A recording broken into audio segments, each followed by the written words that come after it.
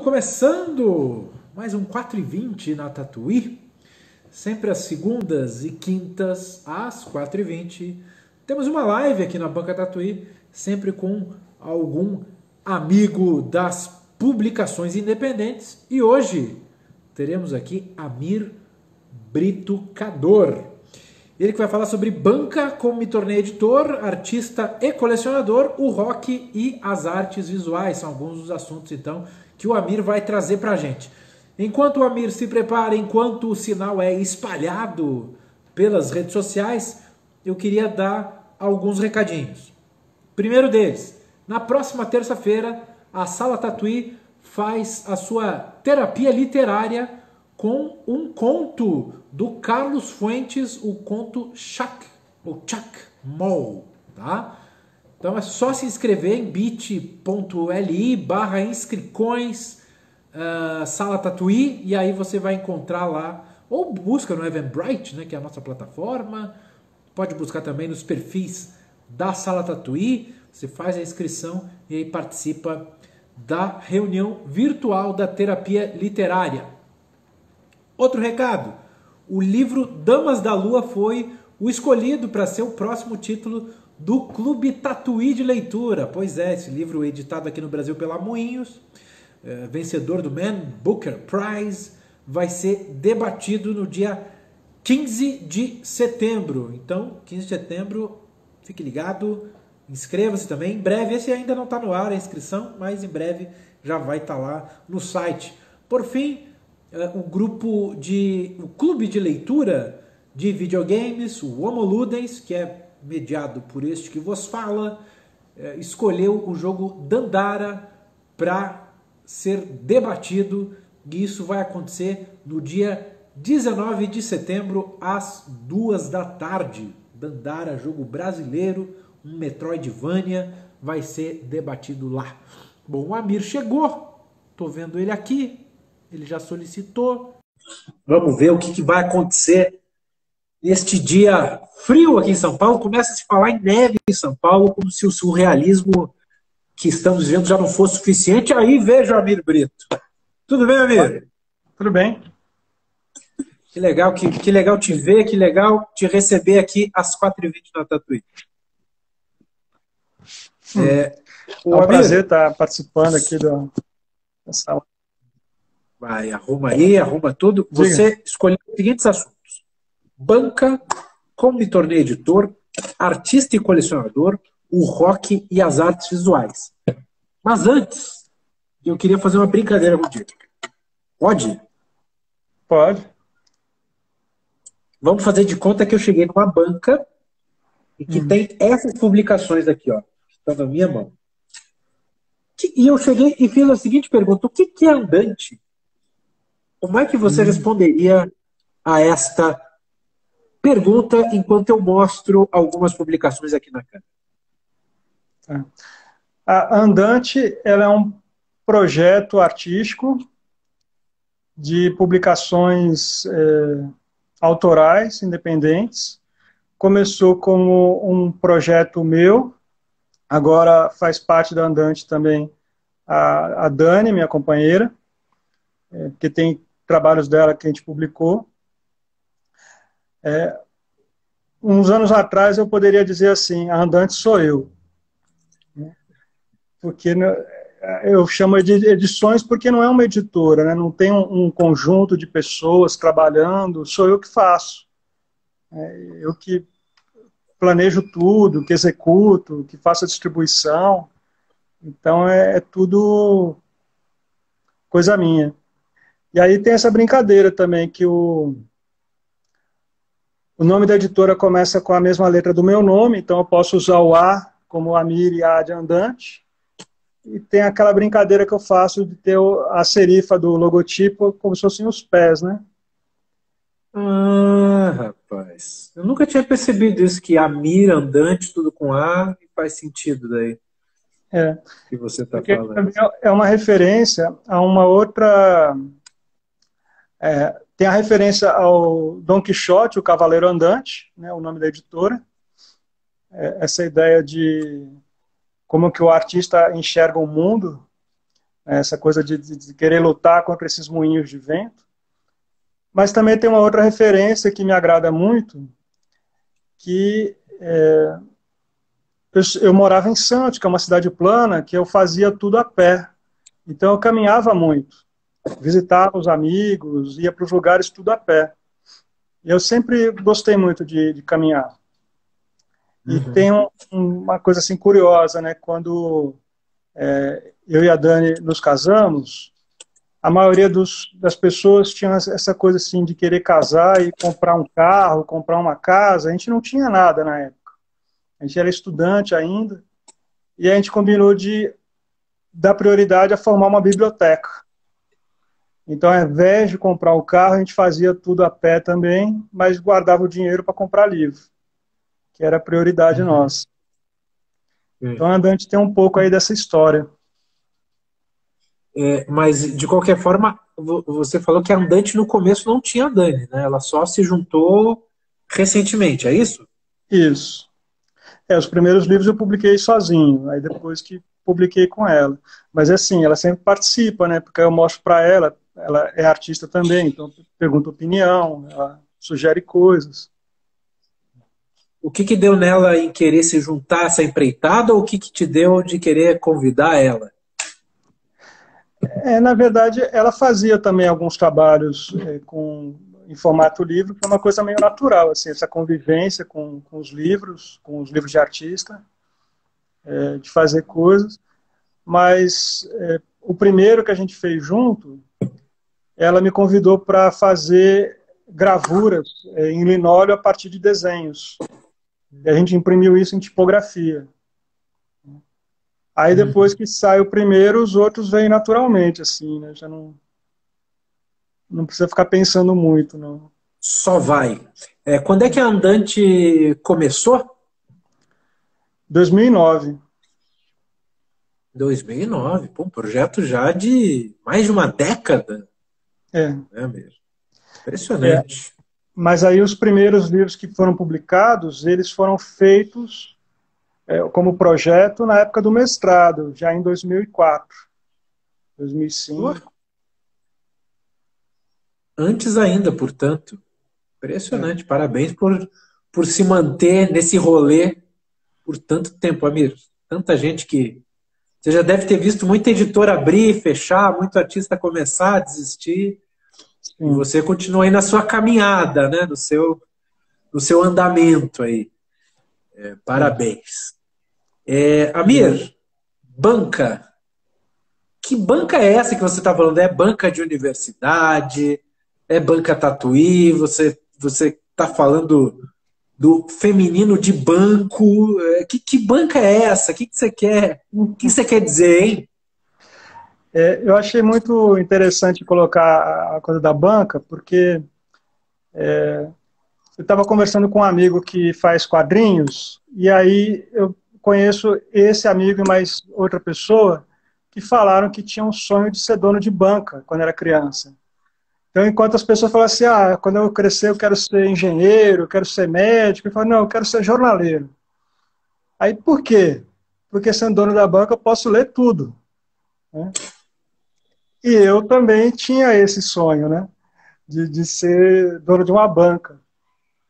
E tinha um vizinho, uma banca que era perto da onde eu morava, que o dono era o Seu Jardim. Aí o Seu Jardim, eu comprava muita figurinha com ele, muita revistinha de quadrinhos, então ele deixava eu sentar na cadeira ali e ficar lendo o que eu quisesse também. Eu tinha feito amizade com ele. E aí eu sempre tive amizade nos lugares onde eu morei com pessoas que tinham banca. Então a banca faz parte assim da minha vida, né?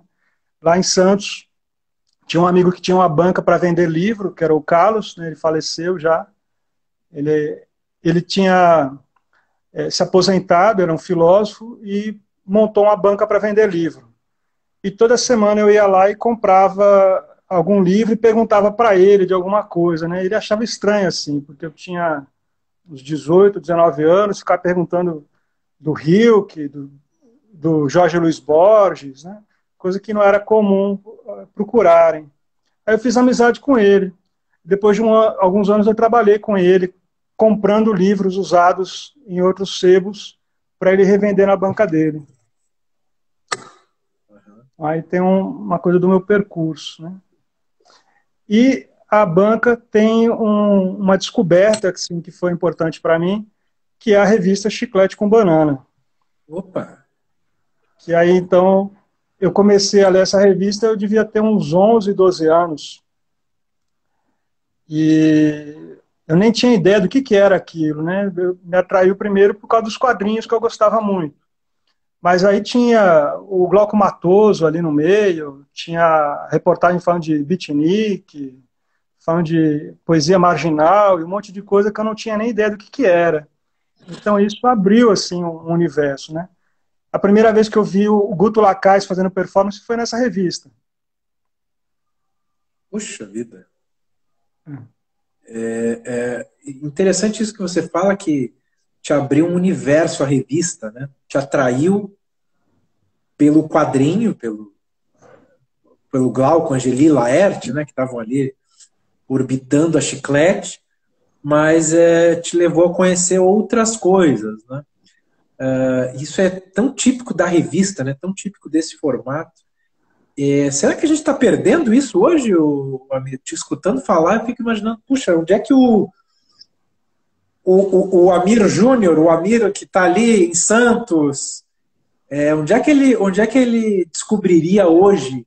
Né? Você que ainda tem contato com jovens e tal, dando aulas, enfim, como é que se descobre esse tipo de coisa hoje em dia?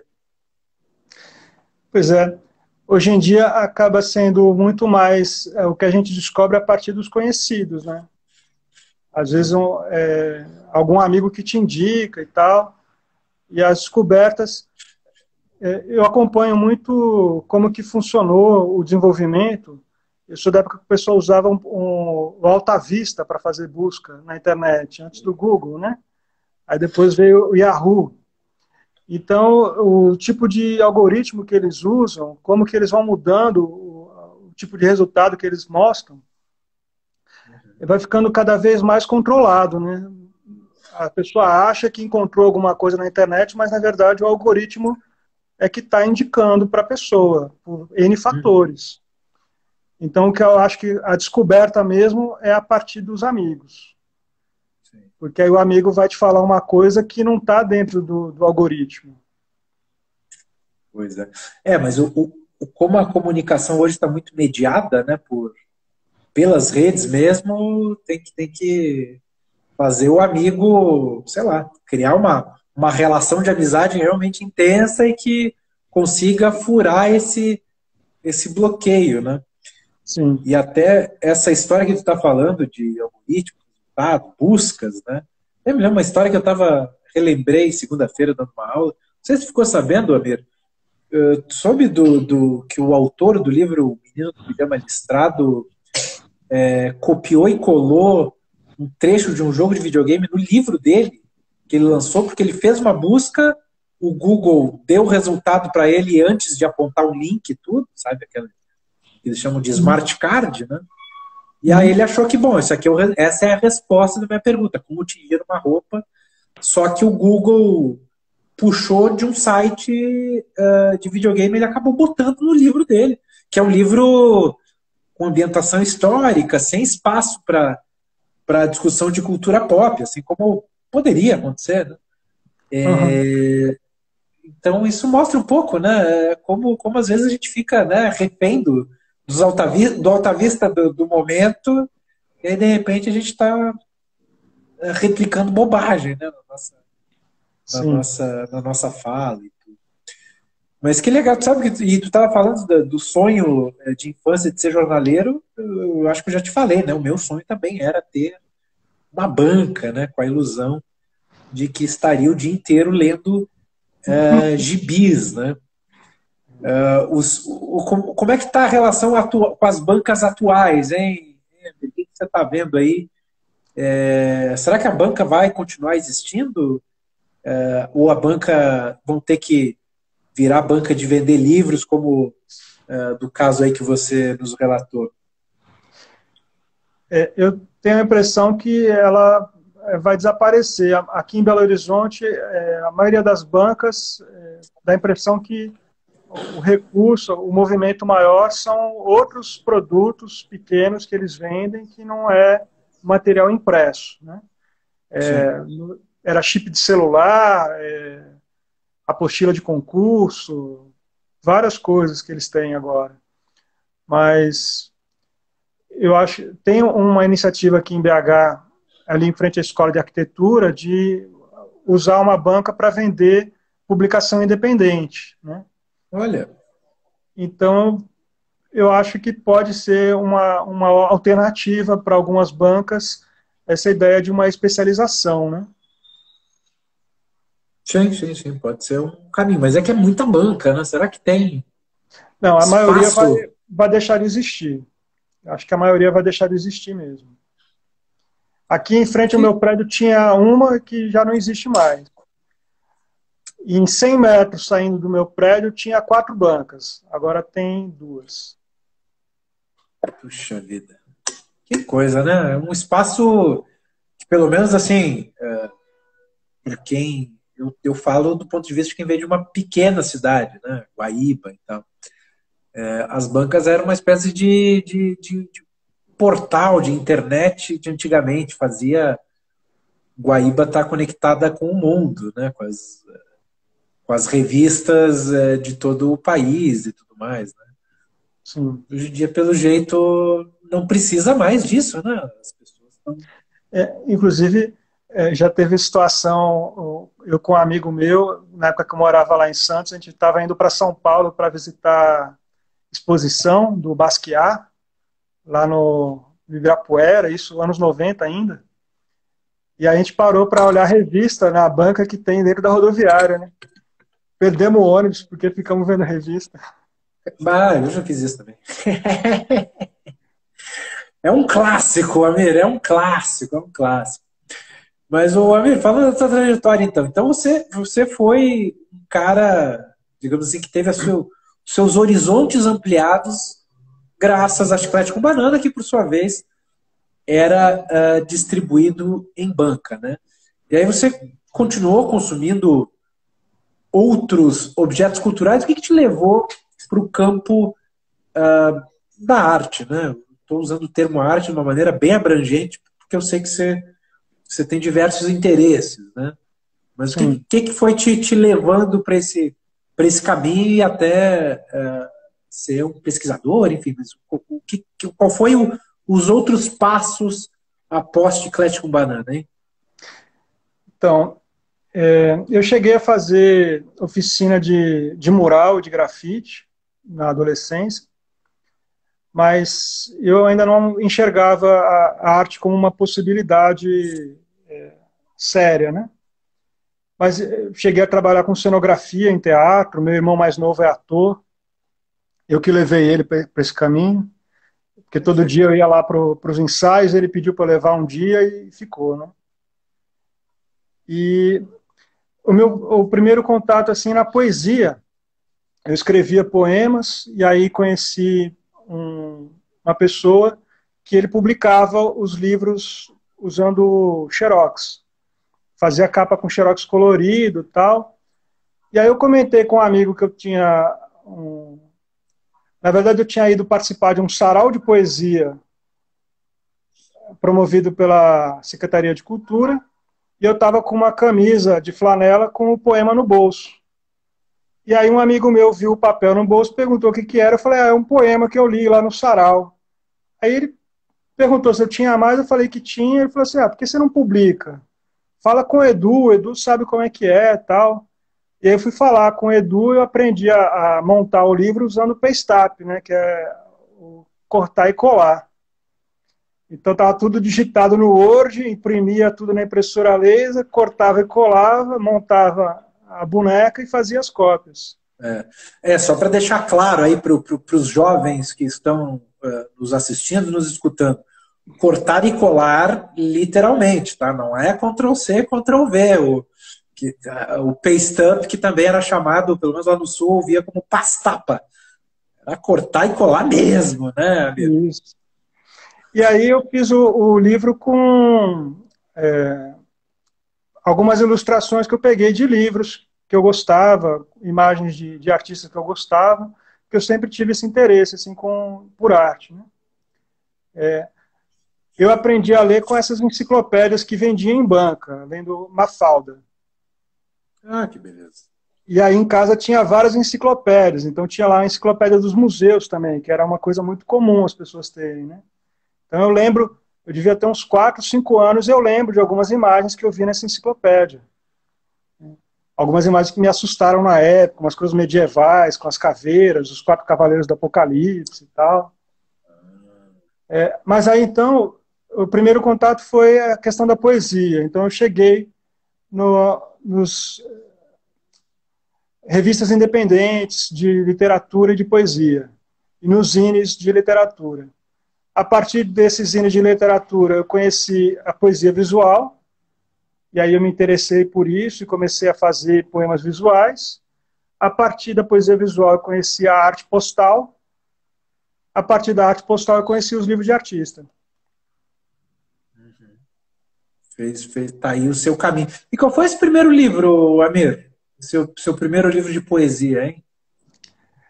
Esse aí eu tenho ele guardado aqui, mas eu não costumo mostrar, não. Porque é coisa que eu tinha uns 18 anos, eu acho meio ingênuo hoje em dia.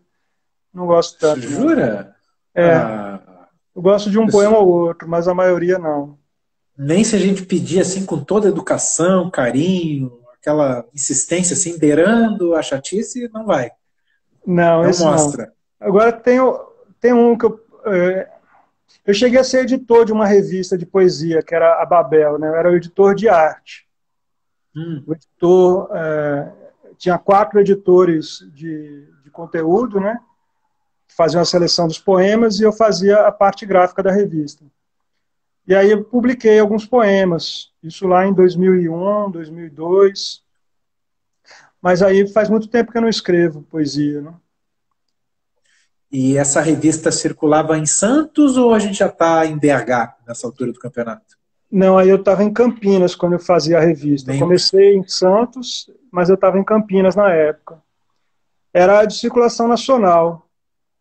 Aí, até pouco tempo atrás, eu ainda estava fazendo a revista, porque ela mudou de nome, ganhou um edital, virou Babel Poética, que Olha, aí tinha distribuição nacional, era gratuita.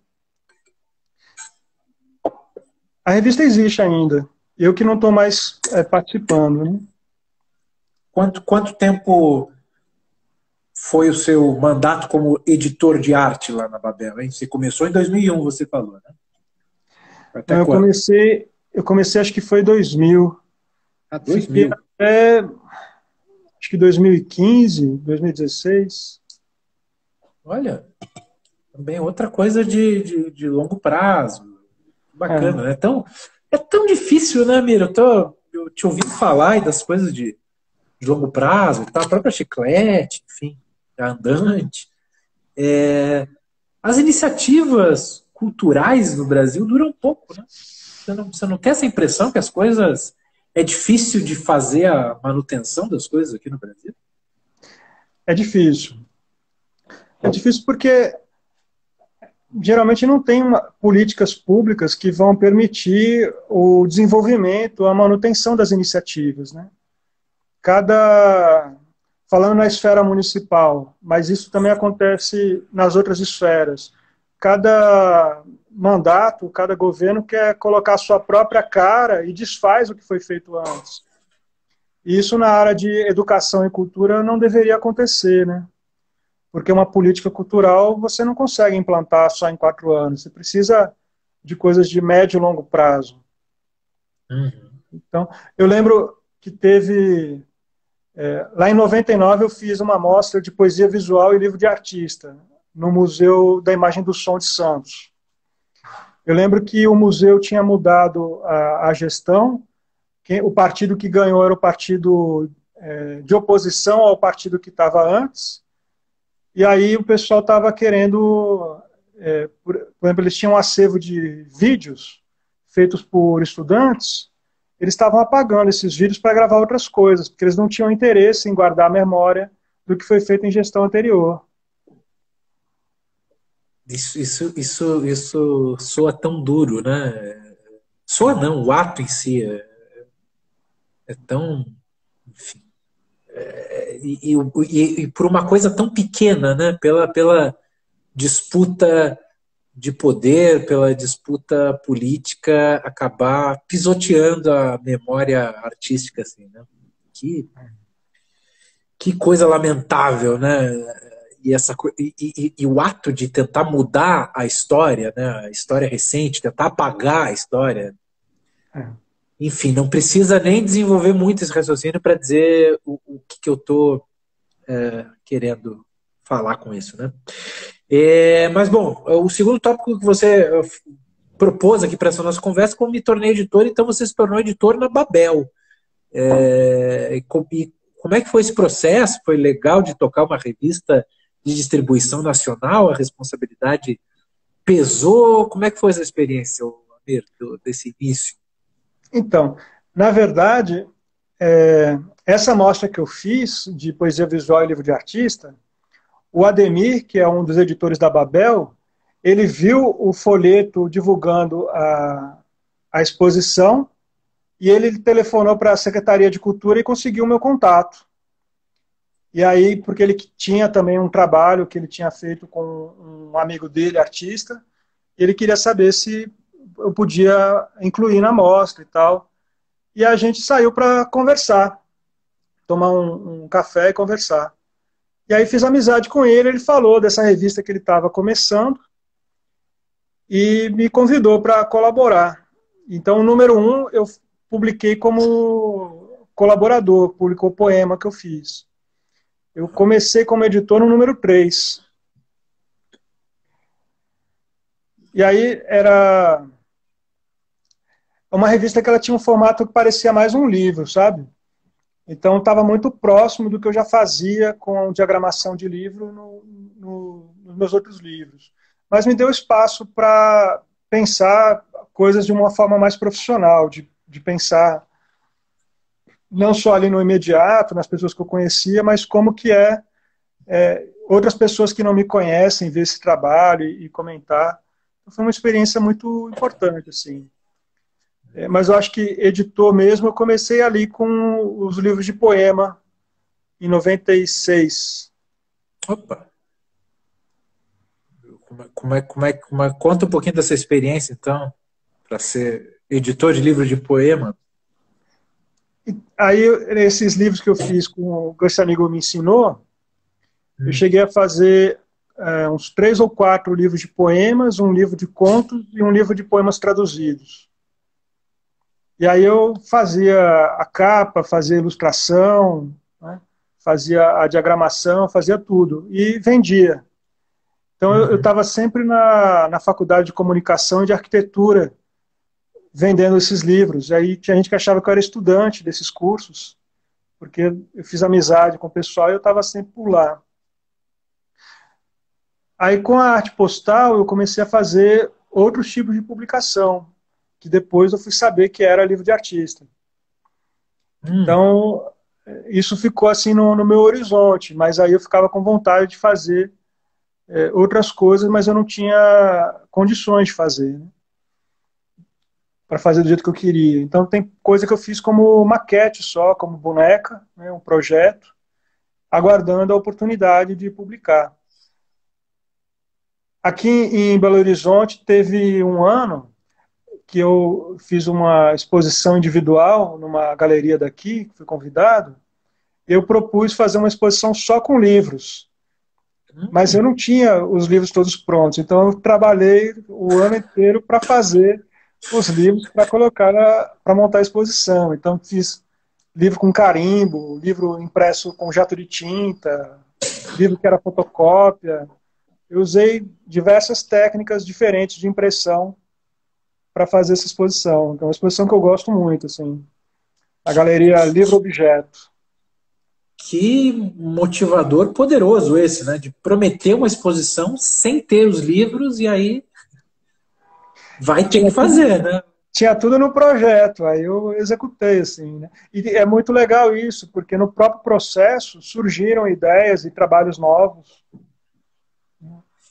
E aí tu conseguiu abarcar coisas do processo que não estavam no projeto, né? Sim, Você conseguiu colocar elas na exposição, que isso é muito interessante, né? Também o processo ele abre portas, né? Ele abre janelas, ele de repente começa, enfim, a deixar um pouco ao acaso, né? O acaso nos permite fazer coisas, né? Que a gente não estava sim, prevendo. Quando é sim. que rolou essa exposição, hein? Conta um pouquinho mais sobre ela. Foi em 2011. 2011. Estava no doutorado já aqui em BH. E aí teve livro que eu fiz com apoio de edital, de lei de incentivo, que aí acaba sendo uma alternativa, né? Tem muito artista jovem que eu percebo assim nos últimos 10 anos, que o primeiro livro que fez, ou os primeiros, foi feito com lei de incentivo, né? Aí São Paulo, por exemplo, tem um edital que é único, que é o PROAC, que é específico para livro de artista, né? Sim, sim. Isso eu acho que devia ter em todos os estados. Pois é, pois é. E até eu fico meio assim de ficar puxando brasa para São Paulo, de enaltecer. Claro que é uma ótima iniciativa, e claro que a gente gostaria de ver em todos os estados. Só que São Paulo é tão desigual a riqueza que o estado de São Paulo tem em comparação com os outros, né, que eu fico até meio assim de cobrar. Eu acho que São Paulo deveria fazer mais até do que só esse PROAC. Inclusive, eu acho que tem algum PROAC rolando por aí, porque estamos recebendo aí diversas propostas, projetos legais e tudo mais aqui para publicar pela Lote 42. Então deve ter alguma coisa no ar aí. Quem acompanha editais aí talvez possa até nos informar aí pelo chat e tudo mais. O Amir, artista e colecionador, é assim que dá para te definir também? Pois é. Quando fala colecionador, às vezes as pessoas acham que a coleção é uma coleção física, né, de objetos. Então, a maioria dos meus livros ele trata dessa ideia de uma coleção de imagens, porque como eu comecei a partir do material impresso, quando eu não tinha computador ainda, eu já tinha um arquivo de imagens. Eu ia em Ah, biblioteca, ou via alguma coisa que me interessava, eu levava na copiadora e fazia um xerox e guardava. Se era revista, eu recortava e montava um arquivo para trabalhos futuros, assim. e você Então, colocava numa pasta? Como é que era esse arquivo? Como é que você organizava isso? esse primeiro arquivo de imagens ele era bem caótico, né? Não tinha uma organização. Mas quando eu comecei a fazer isso no computador, eu comecei a criar critérios para agrupar, porque ficou uma quantidade muito grande de imagens, né? Sim. Eu não tenho nem ideia quantas imagens eu tenho hoje. Eu sei que pastas deve ter algumas centenas, que aí Puxa. cada vez eu vou criando uma subpasta, uma subcategoria. Então os livros eles acabam sendo às vezes a partir de uma única pasta que eu tenho aqui nos meus arquivos, né? Como a técnica do pincel, né? Que é um livro que eu Ah, fiz em sim. riso. Aí eu comecei eu tinha uma pasta sobre história da escrita. Então aquele Uhum. livro Specimen Book vem desse meu arquivo sobre escrita. Aí dentro dessa pasta tem uma pasta sobre instrumentos de escrita. E dentro dela tem a pasta dos pincéis. Aí que veio a técnica do pincel. E assim que você se organiza, cada pasta tem uma espécie de tema, de interesse, e a partir disso começa a coleta, ou o seu olhar fica sensibilizado para determinado tema, e você coloca na sua pasta. É assim que você organiza a sua coleção de imagens? Não tem um único movimento, né? Às vezes as imagens são imagens que eu estou juntando para um projeto específico. Às vezes surge por causa de uma disciplina, de uma aula. Então eu começo a juntar imagens para poder mostrar para os alunos. Às vezes aparece meio por acaso, assim, eu vejo uma imagem que me interessa e começo a procurar coisas semelhantes. Às vezes eu já tenho um livro em mente e começo a juntar as imagens para o livro específico. Aí cada trabalho teve um percurso diferente, assim. Mas eu tenho tudo isso como arquivo depois, né? Que maravilha. Quantos, eu ia falar livros, mas eu vou deixar mais abrangente. Quantas publicações já saíram da sua coleção de imagens, ô Amir? A sua coleção de imagens já alimentou, já deu origem a quantas publicações? Você tem ideia? Não, eu não sei o número exato, não. Porque eu fiz alguns zines e tem algumas coisas que eu fiz como se fosse arte para página, que aí é uma revista que me convida para criar uma obra para a revista. Então eu fiz para a revista Bolide, lá do Ricardo Corona, de Curitiba. Fiz para algumas revistas estrangeiras. Então eu não sei de cabeça agora, não. Mas deve dar, juntando essas colaborações mais os livros, mais de 20 trabalhos. Mais de 20 trabalhos. Que legal. E quanto pesa esse teu arquivo de imagens hoje, hein? Esse arquivo digital de imagens? Dá para dizer em gigas, em megas? Eu mudei de computador. Ops, Opa, mudei aqui. tropeçou. É que eu mudei de computador e aí eu tô com esse arquivo separado em 2 HDs diferentes, então eu não sei o tamanho exato dele. Mas estava na casa aí de uns 8 gigas. Mas considerando que Casa são dos 8 imagens gigas. de 400K, Uma pancada, portanto, né? Se a maioria tem esse peso aí de cabeça, já tem 8 gigas, é muita coisa. Mas você está fazendo backup, né? Não me preocupa com essa história aí de estar em 2 HDs e pronto. Tem backup, dá para, se der, se o cachorro resolver dar uma mordida, se acontecer algum acidente aí, caiu às vezes, ponto, né? Molhou, enfim, tem salvação, né? tem. Ufa, não nos preocupe, Amir, que a gente sabe que a sua coleção é muito preciosa. Você tem alguma dica para quem quer começar uma coleção de imagens como a sua? Assim, porque deve ser difícil, o início deve ser pesado, né? Hoje em dia Enfim. tem uma ferramenta lá que é o Pinterest que faz isso, né? Ele já te organiza em pasta, ele te sugere coisas, é muito mais fácil. Eu tinha um blog que era tenho ainda o blog, o Gramatologia, que eu fui colocando uma parte do meu arquivo nesse blog. Tem muita coisa que está lá que fui eu que escaneei e postei, porque quando eu fui pesquisar alguma imagem do artista, eu não encontrei. Ou não encontrei aquela imagem específica. Sim, Então, sim. Para o quem, blog é para Gramatologia quem Blogspot. gramatologia.blogspot.com, então, é o blog. E você tem conta no Pinterest para as pessoas seguirem os seus boards e tudo mais. Eu não sou muito Pinterest, então não sei muito bem se dá para seguir, mas enfim, como é que a pessoa Dá pode para fazer? seguir, sim. Dá para seguir a pessoa e dá para seguir uma pasta específica, né? Eu tenho lá, mas eu não tenho usado tanto. A Dani usa bem mais do que eu, assim. Ela tem várias pastas dela lá. Mas às vezes a pessoa cria uma pasta assim, arte, e vai colocando tudo junto ali, né? Sem nenhum critério. Sim. Eu acho que depende muito do interesse, assim. Tem coisa que eu agrupo a partir da materialidade, né, da técnica. Então, por exemplo, eu tenho umas pastas sobre gravura. Aí tem uma pasta que são ou não são gravuras, que aí são trabalhos que vão questionar os limites entre o que é gravura e o que não é. Às vezes pode ser a partir de um tema mesmo, que é a coisa mais fácil, né? A Dani, por exemplo, ela usa um critério que é criar um título que é mais sugestivo, mais metafórico. Então, isso acaba abrindo para imagens que são muito dessemelhantes, mas que abrem para o mesmo campo semântico, que é um exercício também muito interessante. E aí, além Legal. das imagens, tem a coleção de livros, né?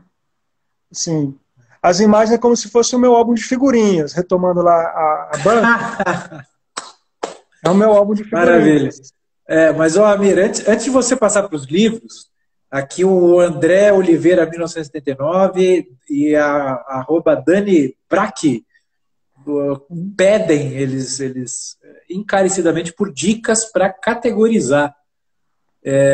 Você tem alguma dica assim geral para categorizar essas imagens? Não, além do que eu falei, não. O que às vezes auxilia, por exemplo, no caso do blog, o que eu acho interessante é que ele tem o tag, o Pinterest também tem ferramenta dessa, né? Quando você coloca um tag na imagem, que ela pode estar em mais de uma pasta. Então aí você começa a perceber alguns critérios, algumas possibilidades de organização que são mais interessantes. Às vezes, eu repito a mesma imagem em mais de uma pasta no computador, né? Tem uma ferramenta lá para colocar palavra-chave, mas eu nunca uso isso como busca, então eu acabo não adotando. Mas é possível acrescentar palavra-chave em imagens que estão no arquivo, né? Ah, legal. Bom, agora sim falando da coleção de livros, Amir. Conta pra gente como é que é esse seu outro álbum de figurinhas. Então, quando eu fui fazer um curso de graduação, tinha uma banca de livro em frente à faculdade. E aí, todo dia, no intervalo, eu ia lá dar uma olhada o que tinha chegado de novidade, né? Eram livros usados. E eu comecei a comprar toda semana pelo menos 2 livros. Isso eu faço desde 96. Aí eu vou formando aí um acervo de material de referência que serve tanto para aula, quanto para oficinas, cursos, quanto referências para mim, para os meus trabalhos. E aí é interessante assim que essa ideia de colecionar, de pensar associações entre os trabalhos, às vezes acontece de eu olhar um livro e falar, nossa, nesse livro me lembra muito outro livro que eu tenho em casa, então eu vou levar esse aqui para ficar do lado. É Já uma faz... forma de pensar aproximações. Aqui em casa eu tenho os livros usando uns 4 ou 5 critérios diferentes para organizar. Então tem livro que está na estante por causa do tamanho, o critério era o tamanho. Tem livro que é por conta do tema, do gênero literário. Às vezes é por nacionalidade, às vezes é por autor, às vezes é os livros que estão agrupados que eu vou usar nesse semestre para alguma atividade. E aí, às vezes, eu vou brincando de aproximar os livros, né? Falo assim, esse aqui acho que conversa com esse aqui e tal. E aí, então, é legal que começa a perceber relações entre eles. E esse acaba sendo o próprio movimento que eu faço, tanto para fazer meus livros de artista, quanto para a coleção que eu tenho em casa, quanto para o acervo que tem na UFMG, quanto para a montagem das exposições do acervo. É sempre a partir dessas aproximações, esses diálogos entre os próprios livros. Né? Geralmente a partir de questões temáticas. Né? Às vezes a questão temática que eu coloco não é a principal característica do livro. Por exemplo, eu tenho uma pasta aqui que é só a respeito de cor. Então, não é que o assunto desse livro é cor, mas a cor é trabalhada de uma maneira tão extraordinária que eu agrupei ali nessa pasta. Então, quando eu quero pensar alguma coisa em relação ao uso de cor, eu olho para esses trabalhos. Olha aí, já sabe para onde puxar a inspiração, né? É, Onde porque vê gente que... o pessoal que participou do circuito de arte postal, a maioria acaba usando aquelas caixas, arquivo, e organiza por país. Então você tem lá as caixas por país, mas na hora que você quer um trabalho específico, se você não lembrar do país que é, você não consegue achar. Né? Mas aí também não permite essas associações, essas justaposições que eu faço. Então eu costumo organizar mais por temas, né? Alguns temas Sim. que me interessam, e aí eu vou juntando as coisas. lá na coleção, quando eu percebo que tem uma quantidade de obras que é suficiente para montar a exposição, eu faço a exposição. Eu escrevo um texto e faço a exposição. Às vezes eu complemento com alguma coisa que eu tenho em casa, porque a gente não tem uma verba ali que permita pagar empréstimo de obra, né? Claro. Quando você estava falando desse seu método de comprar toda semana 2 livros, desde 2006, a arroba Larissa Lopes JW perguntou: você lia todos os livros? É. Na verdade, desde 96, né? Desde 96. Eu anotei 2006, então é 96. É. Tem semanas que eu comprei mais do que isso, mas para não acontecer que nem aconteceu com o Sérgio Buarque, né, que a mulher dele precisou pedir para a universidade entregar o dinheiro para ela, porque senão ele gastava metade do salário com livro, eu tenho uma cota mensal para Bom comprar. método. E eu li a maioria deles. Às vezes eu estou trabalhando, a Dani me telefona procurando algum livro e eu falo pelo telefone onde é que ele está na estante. Olha, você tem esse controle, então, você tem esse GPS na sua cabeça de onde estão os livros. Tenho, sei o assunto, tem alguns que eu li mais de uma vez e tem muitos que eu não li mesmo, né? Que a ideia é essa, por exemplo, quando eu estava fazendo o doutorado, teve greve durante alguns meses na universidade, mas os livros que eu precisava para escrever a tese eu tinha em casa, então não me prejudicou em nada. A impossibilidade de acessar a biblioteca. Então, sempre foi uma coisa assim, que fez parte assim, né, de ter esse contato com as obras. Agora, uma resposta que eu podia dar, quando eu estava na Unicamp, o bibliotecário falou isso para mim, né, porque eu também pegava emprestado na biblioteca toda semana, no mínimo 2 livros, mas às vezes eram 10, 12. E como era muito livro de arte, às vezes eu pegava livro alemão, francês, de línguas que eu não falava, que eu não sabia ler, eu ficava só vendo as imagens mesmo. E aí uma vez o bibliotecário perguntou: você lê todos eles? Eu falei assim: não, eu fico com dó deles aqui, eu levo eles para passear no fim de semana. Ótima, ótima, ótima resposta, né? E é tão bom, né, ter uma estante reforçada nesse sentido de livros, e quando você quer alguma coisa é só chegar ali, né? É só puxar e às vezes você nem encontra, mas encontra provocações que vão te fazendo pensar. Às vezes é livro que eu nem lembrava que tinha, e aí, por causa de uma conversa, por causa de algum assunto, eu volto nele, e aí eu releio o livro, e aí a gente sente de novo aquele prazer que sentiu da primeira vez. É uma experiência que eu gosto muito.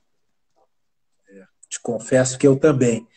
Bom, o Amir, o rock e as artes visuais, esses elementos têm algum ponto de conexão?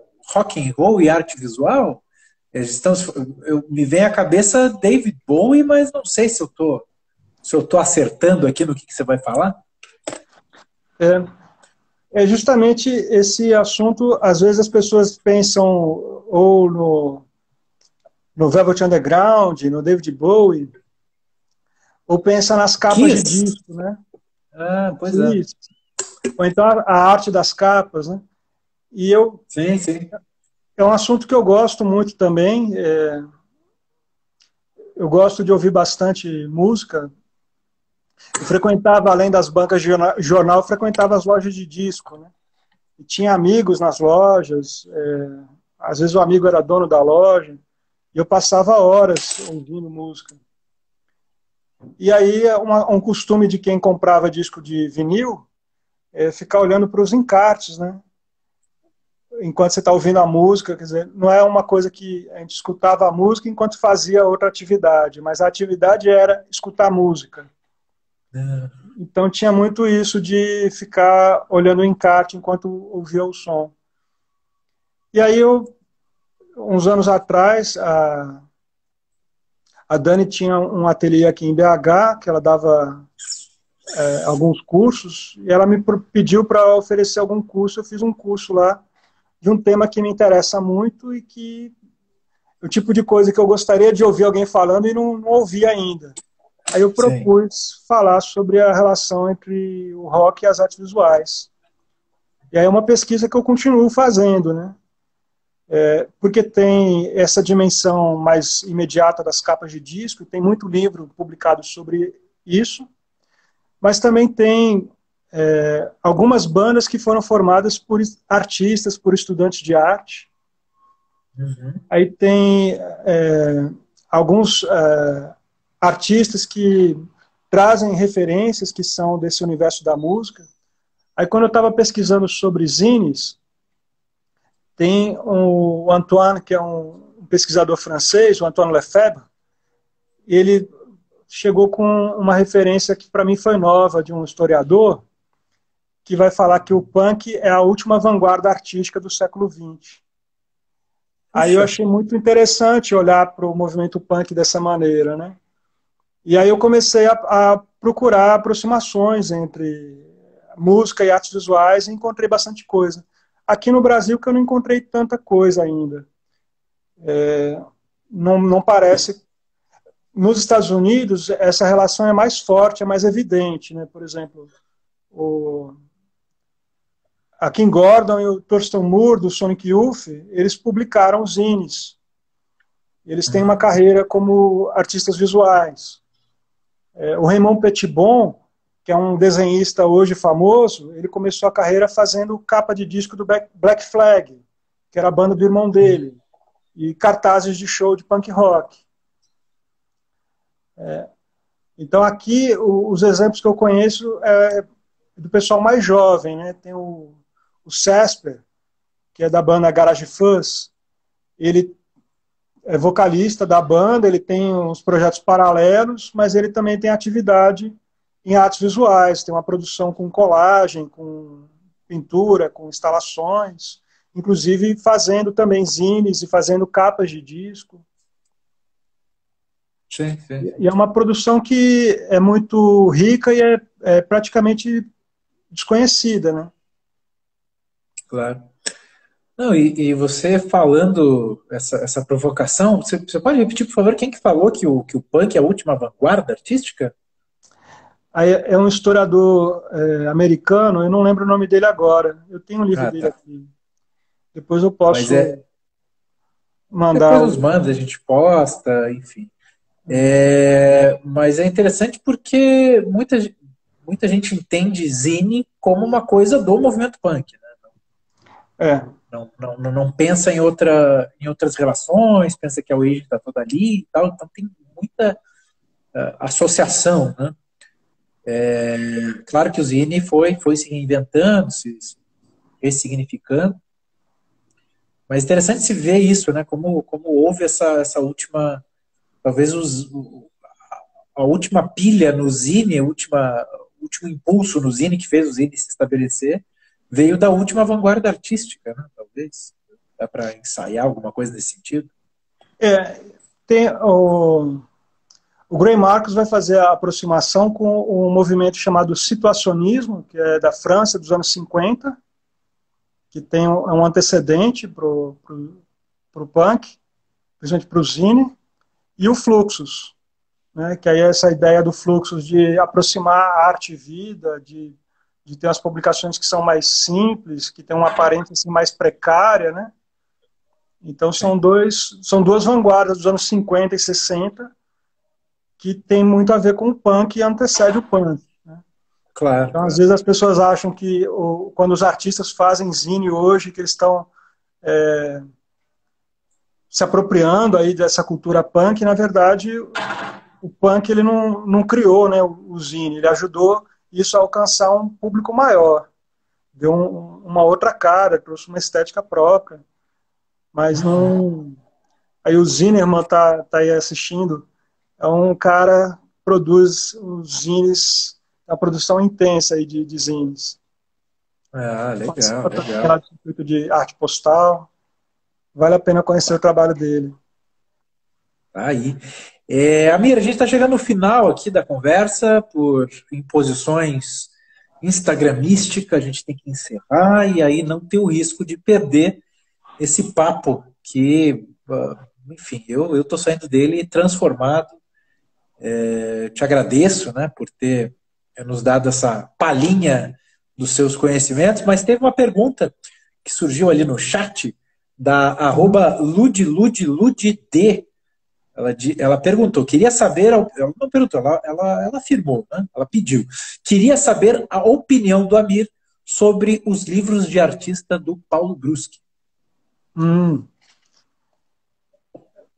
O Paulo Bruschi, eu tive o primeiro contato com ele, eu não tinha nem ideia quem que ele era, nessa exposição que eu fiz em 99, lá no Museu da Imagem do Som. E ele mandou para mim uns 4 ou 5 livros dele. E esses livros ficaram comigo. Então, minha coleção de livro de artista, ela começa com esses livros dessa exposição. Eu sou um grande admirador da obra do Paulo Bruschi. Gosto muito dos trabalhos dele, dos livros. Acho que ele tem ali uma espontaneidade em alguns trabalhos, tem uma inteligência de pensar jogos de linguagem, trocadilhos, assim. Essa materialidade do livro. Ele é um que tem a pesquisa dele com o livro é muito vasta, né? Ele tem livros objeto, ele tem livros que se parecem com fanzines, que é feito tudo em xerox e grampeado. Ele tem livros que são únicos, tem coisa manuscrita. Então é muito difícil falar como um todo, né? Porque é muito diverso. Mas eu sou muito fã dele. Eu não sei o que ela queria saber mais específico, assim. Eu acho o trabalho dele ótimo. Acho que devia ser mais conhecido. Legal. Teve mais perguntas aqui que surgiram no chat. Legal. Obrigado pela participação. Não vai dar para formular todas elas por essa questão de tempo. Mas, enfim, qualquer coisa encaminhe aí pro Amir, encaminhe para a gente. Dá-se um jeito também. Amir, antes de encerrar, queria mais uma vez te agradecer e te dar a oportunidade de falar alguma coisa que eu não te perguntei, que você acha interessante de falar, de reforçar, enfim. Quer dar um recado final aí, Amir? Eu, na verdade, não tenho nada específico, não. Eu quero também agradecer essa oportunidade, essa conversa, falar de assuntos que eu gosto. Eu gosto de falar mesmo. Então, para mim, é sempre bom. Que maravilha. E a gente gosta de te ouvir, viu? Fale mais, Amir, fale mais. É isso aí. Então tá, agradecendo todo mundo que nos acompanhou. Deixar um convite, porque na próxima segunda-feira, às 4h20, estaremos aqui neste mesmo Bate Instagram para conversar com o Flávio Oliveira, mais conhecido como Flavão, lá de Salvador. Ele que vai falar de tipografia, teve gente perguntando de tipografia, ele mexe com tudo isso também. Um cara sensacional para se conhecer lá do Cidade da Prensa. Flavão, então, Flávio Oliveiras. Amir, brigadão, querido. Obrigado por ter participado aqui do 4h20 na Tatuí. Esse papo vai ficar no IGTV da Banca Tatuí, eventualmente vai para o YouTube. E se tudo der certo, eventualmente vai para o Spotify, para o Vira Podcast, no Papo Tatuí. Procure lá no seu agregador de podcast favorito. Obrigado, gente. Tchau. Valeu. Valeu.